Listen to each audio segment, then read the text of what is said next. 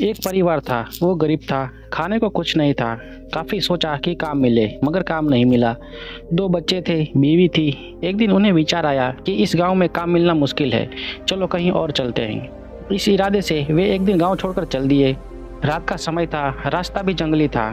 सोचा वृक्ष के नीचे रात गुजारी जाए। आदमी ने अपने एक लड़के को लकड़ी चुनने तथा दूसरे को पानी लाने के लिए भेज दिया तथा बीवी को चूल्हा बनाने के लिए कहा और उसने जगह साफ कर दी।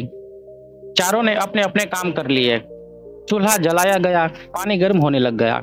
वृक्ष के ऊपर हंस रहता था। वो सोचने लगा, यह कैसा मूर्ख है, इन्होंने चूल्हा तो जला दिया मगर इनके पास पकाने को तो कुछ है ही नहीं। हंस ने उससे पूछा, तुम्हारे पास पकाने को क्या है? वो आदमी बोला, तुझे मार के खाएंगे।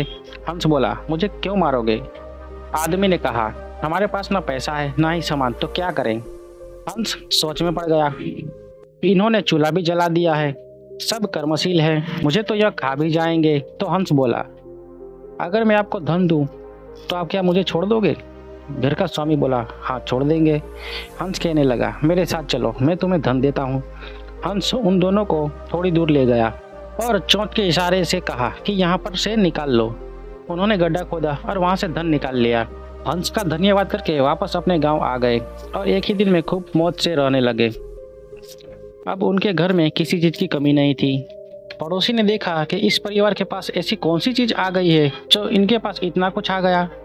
उसने छोटे लड़के को बुलाकर सारी बात पूछ ली कि पैसा कहाँ से आया। उनके भी दो बच्चे थे।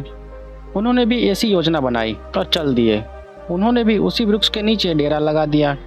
आदमी ने बड़े लड़के को कहा, लकड़ी लेकर आओ, और छोटे लड़के को पानी लाने के लिए कहा, परंतु दोनों आनाकानी करने लगे। बीवी ने भी कहा कि मैं थक चुकी हूँ। जैसे जैसे पानी लकड़ी इकट्ठा हो गई और पानी गर्म होने लगा, हंस फिर आया और बोला, तुम्हारे पास खाने को तो नहीं है, तो फिर पानी गर्म क्यों कर रहे हो? आदमी ने कहा, तुझे मार कर खाएंगे। हंस मुस्कुरा उठा और बोला, मारने वाले तो 3 दिन पहले आए थे, तुम अपना समय खराब मत करो, घर जाओ। तुम मुझे क्या मारोगे? तुम तो आपस में ही लड़ रहे हो। जिन्होंने दूसरों को जीतना होता है वे खुद नहीं लड़ते। संसार का नियम भी ऐसा ही है कि जिन लोगों ने तरक्की की है वे मिलकर चलते हैं, और आज भी संसार में उनका ही बोलबाला है। जो आपसी तालमेल में रहते हैं वे ही समाज रूपी हंस को जीत सकते हैं। तो चलिए दोस्तों, बात करते हैं हम अगली कहानी के बारे में। एक शहर में एक बहुत अमीर व्यक्ति रहता था। उसका नाम था धनीमल, लेकिन वह था बेहद कंजूस। उसका कहना था कि अगर आप अपना पैसा अपने पास रखेंगे तो सबको पता चल जाएगा कि आपके पास बहुत पैसे हैं।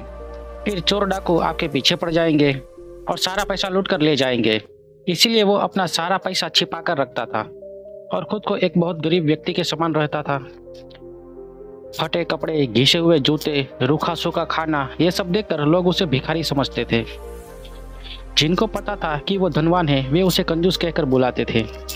एक दिन धनीमल को अपनी संपत्ति को चोरों से बचाने का एक बहुत बढ़िया उपाय समझ में आया। उसने सारे पैसे से बहुत सारा सोना खरीद लिया और फिर सारे सोने को पिघलाकर उसका एक बड़ा सा गोला बना लिया। उसने शहर के बाहर जाकर एक पुराने कुएं के पास एक गड्ढा खोदा और सोने का वह गोला उसमें डालकर गड्ढा बंद कर दिया। वह अब निश्चिंत था। अपनी तसल्ली के लिए वो रोज रात को आकर गड्ढे में देख लेता था कि उसका सोना वहाँ पर है या नहीं। उसे विश्वास था कि कोई भी चोर इस जगह के बारे में नहीं जान पाएगा, लेकिन ऐसा नहीं हुआ। धीरे धीरे पूरे शहर में यह चर्चा होने लगी कि धनीमल रात में शहर के बाहर जाकर कुछ करता है। एक रात जब उसने गड्ढा खोदकर देखा तो सोना वहां से गायब था। उसे गहरा सदमा लगा और वह चीख कर रोने लगा। उसके रोने की आवाज़ सुनकर बहुत से लोग वहां आ गए। धनीमल रो रो कर अपना दुख बताने लगा। तब उसके एक पड़ोसी ने उससे कहा, धनीमल, तुम एक भारी पत्थर इस गड्ढे में रख दो और समझ लो कि वही तुम्हारा सोना है। ये सुनकर धनीमल को बहुत गुस्सा आया। तुम मेरे सोने को पत्थर जैसा बता रहे हो? वो बोला, देखो धनीमल, वहाँ सोना तुम कभी इस्तेमाल तो करते नहीं थे। एक पत्थर की तरह यहाँ उसे दबाकर रख दिया था, तो फिर यहाँ सोना हो या पत्थर क्या फर्क पड़ता है? उसके पड़ोसी ने कहा, बात तो ठीक ही थी। धनीमल ने बहुमूल्य सोने को पत्थर के समान मूल्यहीन बना दिया था। उसके बाद धनीमल ने मेहनत करके फिर से पैसा कमाए, लेकिन वो अब कंजूस नहीं था। अपने पैसे को वह अपने ऊपर वह दूसरे लोगों की सहायता के लिए खर्च करता था। तो चलिए दोस्तों, बात करते हैं हम अगली कहानी के बारे में। आकाश मायूस बैठा था। उसे व्यापार में बहुत नुकसान हुआ था। बैंक से भी उसने कर्ज ले रखा था। लेकिन नुकसान की वजह से वह किस्त चुकाने की स्थिति में नहीं था। उसे डर लग रहा था कि बैंक वाले दबाव बनाने लगेंगे तो वो क्या करेगा। उसे यह भी समझ में नहीं आ रहा था कि आगे कौन सा काम शुरू करे। जिस बिजनेस में नुकसान हुआ था उसे दोबारा शुरू करने की हिम्मत आकाश में नहीं थी। यही सब सोचकर वह परेशान रहने लगा। एक दिन उसका दोस्त परेश उससे मिलने आया। परेश ने आकाश को देखते ही कहा, क्या बात है यार, बहुत परेशान लग रहे हो। आकाश ने अपनी परेशानी छुपाने की कोशिश करते हुए कहा, कुछ नहीं दोस्त, बिजनेस में थोड़ा उतार चढ़ाव आता रहता है। परेश ने कहा, तुम्हारा चेहरा बता रहा है कि मामला गंभीर है, मुझसे छिपाओ नहीं। परेश की बात सुनकर आकाश ने उसे अपनी सारी कहानी बता दी। इसके बाद उसने पूछा, मेरी जगह तुम होते तो क्या करते।